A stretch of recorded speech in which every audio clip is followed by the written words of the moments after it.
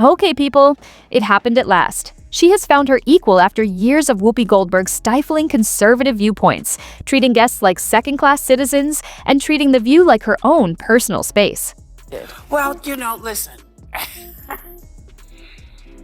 If you don't have anything to say, you blab. You just go on and on and on and on and on and on and on and on and on and on and on and on and on and on. Voters do not agree with these despicable women on The View. They are wildly out of touch with the vast majority of Americans, and frankly, they should seek immediate help. Karoline Leavitt comes on.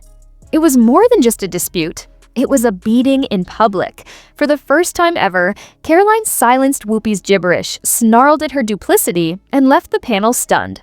The backlash is now completely out of control. Executives at ABC are in complete panic mode. Big-time firings are the subject of rumors, and Whoopi may be fired permanently. What precisely did Karoline say that caused Whoopi to be humiliated, in real time, on television? This is something you really don't want to miss. For more unedited takedowns and intense political battles, hit the subscribe button and hit the like button first. Have you just signed up? Fantastic! Let's get started. I would like this young lady this is her first job, I would like her to do a little homework. Because she said something yesterday that really pissed me off. And that was, she said, there will be no wokeness here. Oh, yeah. Let me explain something to you. Because without that wokeness, you might not have that job. Yeah. Because women were not invited to that table. Women were not invited to many tables in this nation. The reason we fought and busted our behinds to make sure that you didn't have to worry about this. And now to hear you talk about it and to hear anybody talk about the wokeness was put in place for a reason. Because Black people couldn't get into colleges. Because women could not get into the colleges they wanted to go to. This is all women. Yeah. See, this is not Black, Asian women. This is all women. Women were not invited to this party. It was a man's world, and we busted our asses to make sure. The catastrophe began when Whoopi, Joy Behar, and the other members of The View agreed to give Karoline Leavitt a wokeness lesson, and it became ugly as usual.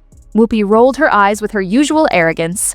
Naturally, Joy Behar couldn't help but add her typical sarcastic remark. And disgusting speech that any president, certainly in my lifetime, has ever given. He essentially waged war on half of the country by saying that we are all a threat to democracy because we believe in putting America first. It's not radical to want to put your country and your own people first. It's not radical to want to have a strong border, a strong military, and to unleash the might of your own economy, not economies around the world. We have seen cultural Marxism trickling its way through every institution in this country. The public school system, the higher education university system, Hollywood, big tech, the corrupt mainstream media that I fought against in President Trump's White House are indoctrinating my generation of Americans into hating our country, hating one another based on race and gender and sex and all of this other BS, quite frankly. Oh, so we're suddenly making physical appearance judgments about women. The irony is unbelievable. Unless they are conservative, these are the same women that say they support women. They then attack, make fun of, and denigrate. Hey, and why are the meltdowns always in cars? Now to the cackling witch herself, Joy Behar from The View, whose jealousy is something to behold. Here is her assessment of Trump's new White House press secretary, Karoline Leavitt. I think she's probably been put in there because according to Donald Trump, she's a 10. You know that's what it is. I want to be clear, though, it's not her first job. It was her first press briefing. She worked in the previous Trump administration. Do you want to take this? So you cannot be attractive and smart? I will try to give Joy the benefit of, well, thank you. I try to give Joy the benefit of the doubt that she didn't see that briefing. Because if you saw that yesterday on numerous topics, no big binder, I think she might have had a different impression of this young woman who held her own. I mean, you would have to give her the benefit of the doubt that she did absolutely no research or reading about anything dealing with Karoline Leavitt before she made that remark. Because Karoline Leavitt she went to St. Anselm College. She worked for WMUR Ran for Congress? In New Hampshire. She ran for Congress at the age of 25, put out a very good campaign. Karoline's achievements are astounding, as you can see, and at such a young age. However, what has Whoopi achieved? She seems to be merely elderly and envious. She lost by 8 or 9 points, but she still put on a good campaign. Then she was the press secretary for the Trump campaign, going on TV literally every day. Well, heavily pregnant and a new mom. Pregnant. Yeah, she's a new mother. And then she goes out yesterday and gives and this, again, this is speaking very objectively, because I've watched every press secretary since going back to Marlon Fitzwater. Yeah, I'm that old. And she went out there for her very first briefing at the age of 27 years old, the youngest press secretary ever, and did a terrific job. This is where things get juicy, though. Karoline remained unflinching. Not even a stutter. These women are completely out of touch with reality. And you're right, ABC should wake up. I would like to talk about Joe Biden and Donald Trump, who you work for. I am stating facts that your colleagues have stated in the past. Okay, now, as I'm for sorry, this guys. debate, We're going to come back out to the panel. Karoline, thank you very much for your time. Let's now hear Whoopi's thoughts on the matter. To be fair to all sides, I choose to share it even though there's really nothing of value. That was so good. So good. In a statement afterwards, this young lady claimed her, quote, on-air snub proves that you know who will not be treated fairly in the upcoming debate. Now, do you think this is going to make people doubt whether CNN can stay objective, or is this more the same of everybody's against me, it's all rigged, I tell you?